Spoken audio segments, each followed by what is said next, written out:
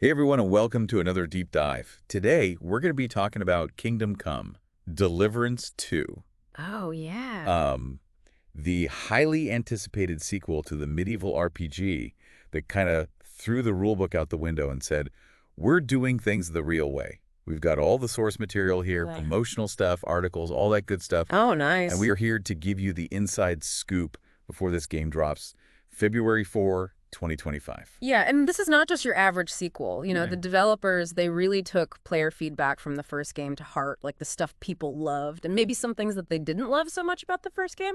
They're bringing in refined combat, Yeah.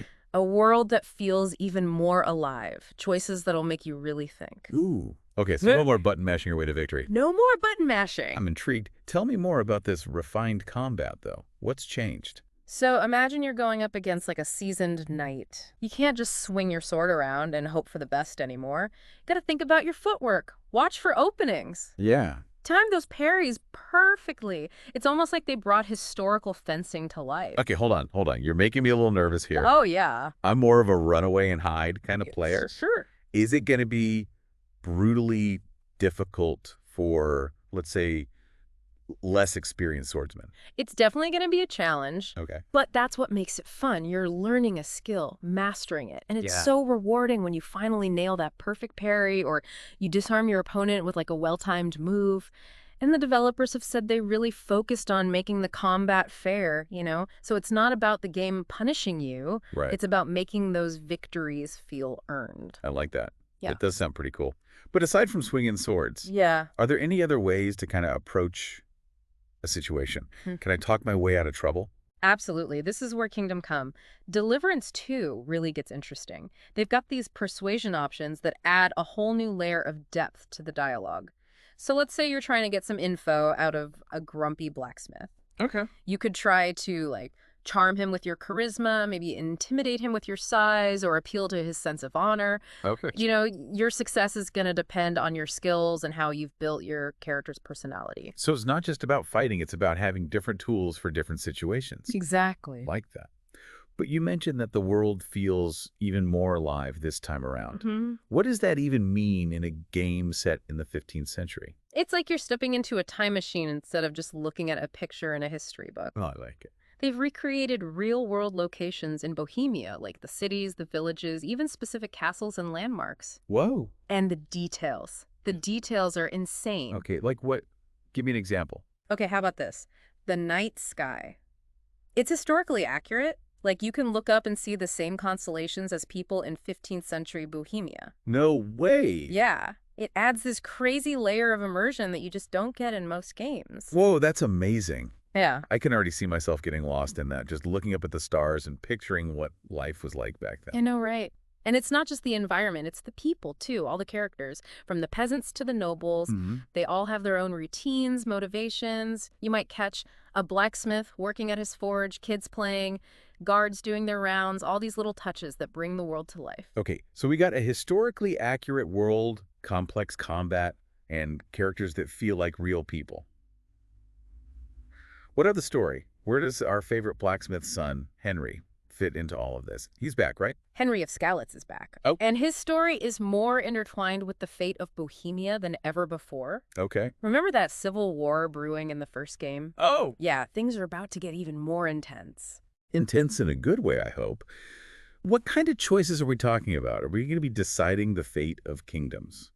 Maybe not entire kingdoms, Okay. but your choices will have a real impact on the world around you. Okay. And they've really emphasized a branching narrative, multiple endings. Oh, cool. They wrote a massive script, like 2.2 million words. 2.2 million words. That's a lot. That's a lot of Wait, work. and it shows the scope of this game. It's not just a straight line you're following. You're actively shaping the narrative with every choice you make. Okay. I like that. Like who you side with, how you tackle quests, even how you talk to people, it all matters. Okay. You've officially piqued my curiosity. Yeah. So where do we even start with all these choices? What's the first big decision Henry faces? Well, before we even get to those big decisions, Yeah. we get to shape Henry himself. Yeah. This time around, you have even more control over his destiny. Ooh. So we're not just talking about picking his hairstyle. You get to build him from the ground up. You pick his skills, his fighting style, his equipment. Do you want him to be a charming swordsman who can talk his way out of anything? Right. Or a heavily armored brute who just charges into battle? Ooh, tough choices already. Right. I'm kind of leaning towards the charming swordsman. Mm. Always loved a good rogue with his silver tongue.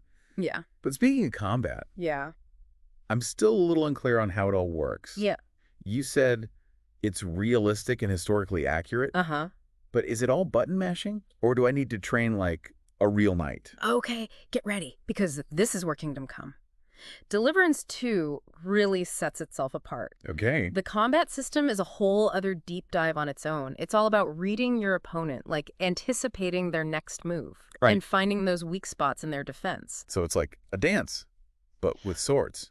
You know what? That's a pretty good way to put it. Okay. It's all about rhythm and flow, not just hacking and slashing, Okay. moving with purpose, you know? Okay. I like that. It makes it sound a little less intimidating. But Yeah. I got to ask, is there any room for like messing up? Sure. What happens if I like mistime a parry or something? Well, like anything, it takes practice. Right. You won't be a master swordsman right away, but the game does a good job of showing you where you went wrong and helps you learn. Oh, okay. You'll start to notice patterns in your opponent's moves, how to anticipate their attacks, Yeah. react accordingly. So it's not about being perfect, but about getting better as I go. Exactly. And as you level up, your skills get sharper, Right. you get better equipment, become a stronger fighter. Okay, so you're telling me I might actually stand a chance against those armored knights I saw in the trailer. Let's just say you won't be completely hopeless.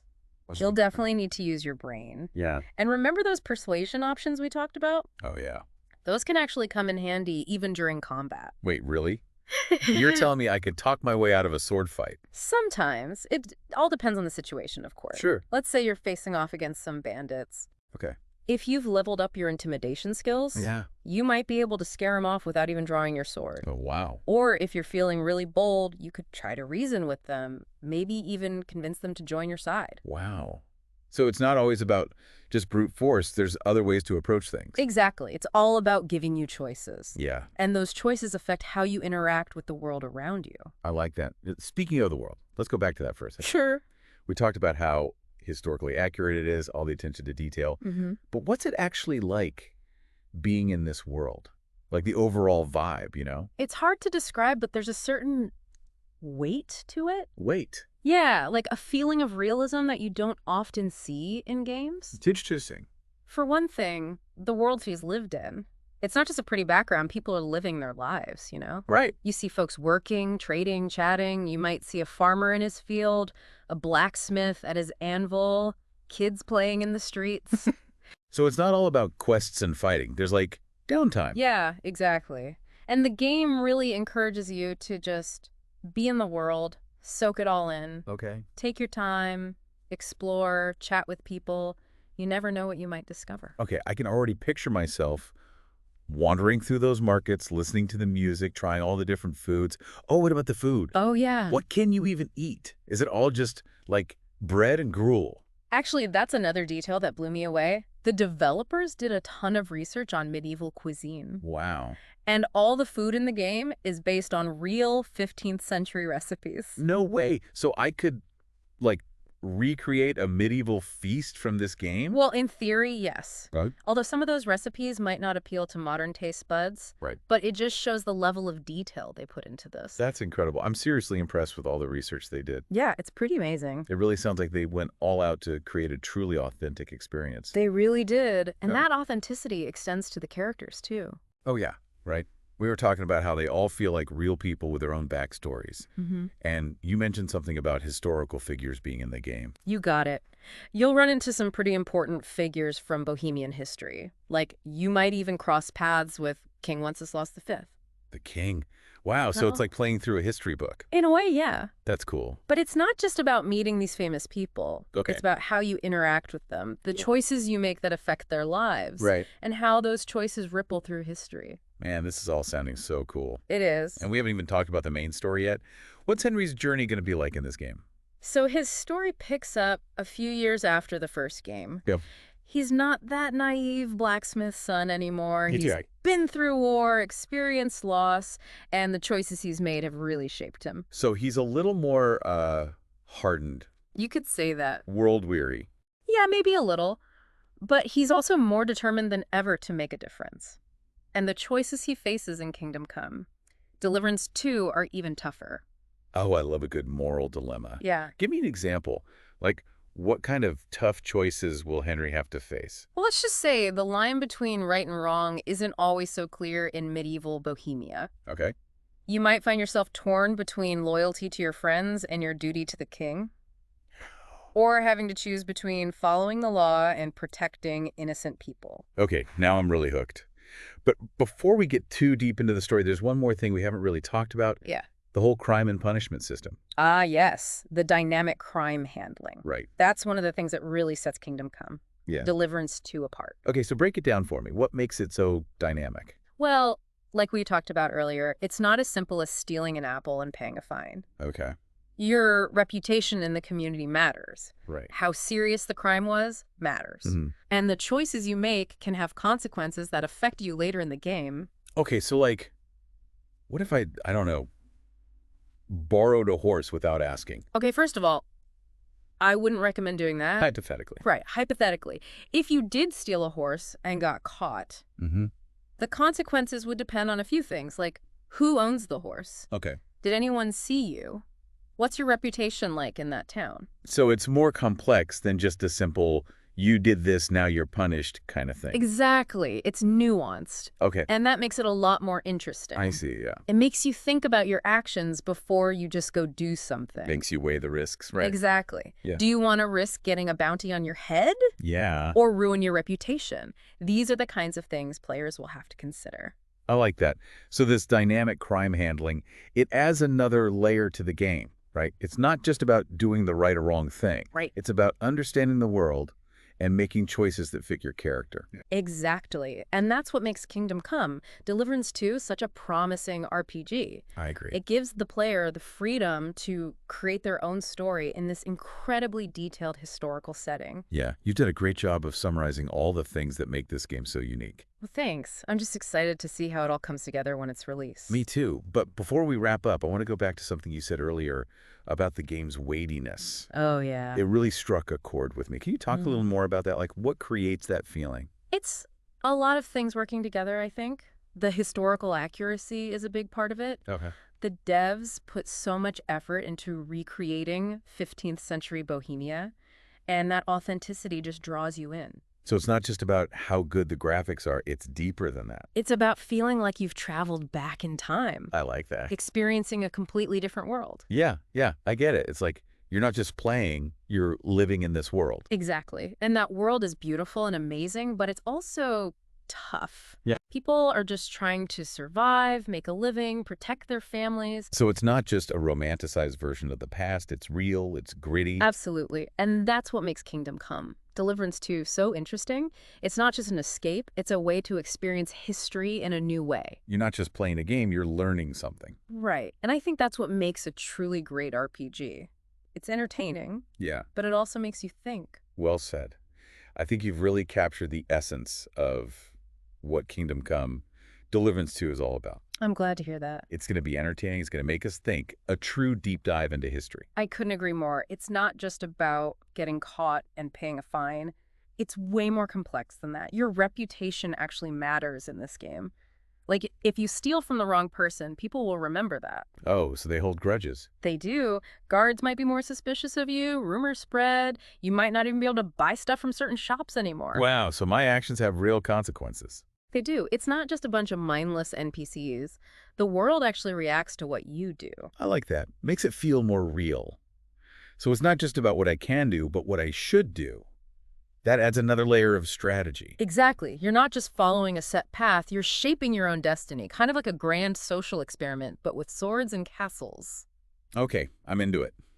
No more safe scumming to undo my bad decisions. Every choice matters. That's the beauty of it. It really forces you to roleplay. You know, think like your character would in that situation. Do you want to be the honorable knight? Oh, yeah. Always doing the right thing, even if it's hard. Or maybe the cunning rogue, living by your own rules. You know, that rogue path is sounding kind of tempting. Within reason, of course. Of course. But we've talked a lot about the mechanics in the world, but what about the story? What's Henry's main goal in this game? Yeah, fill us in. Well, it wouldn't be a Kingdom Come Deliverance game without some juicy political drama. Right. Henry gets caught up in the Bohemian Civil War again, but this time his choices have even bigger consequences. Okay, I'm hooked. What kind of conflict are we talking about?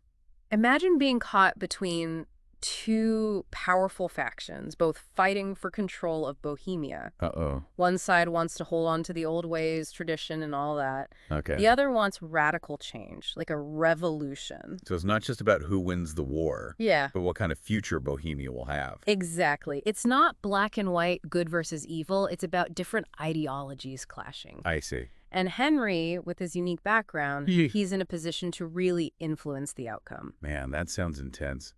But with all this historical accuracy, is there any room for fun? Like, are there any lighthearted moments just for fun activities? Oh, absolutely. Remember, Kingdom Come. Deliverance 2 is about living in this world, not just surviving it. You can do all sorts of things. Hmm. Compete in tournaments, go hunting, play some dice at the tavern. Okay, good, good. I was starting to think it was all serious business all the time. Nah, there's plenty of room for adventure and laughs. And who knows, you might even find some romance along the way. Ooh, medieval romance. Now Medieval. you're talking. Yeah. But seriously, this deep dive has been amazing. It's clear the developers went above and beyond to create something special with Kingdom Come. Deliverance 2. They really did. It's not just a game, it's an experience, a way to transport yourself to another time. Yeah, and a testament to what video games can do. You Yeah. know? They can tell amazing stories, teach us about history. Right. It's a chance to not just read about the past, but to actually live it. Yeah, well said. Yeah. For our listeners out there, I hope you're just as excited as we are for Kingdom Come, Deliverance 2. I hope so. It looks like it's going to be a truly unique and groundbreaking RPG. So mark your calendars for February 4th, 2025. It's going to be epic. Yeah, get ready to step back in time.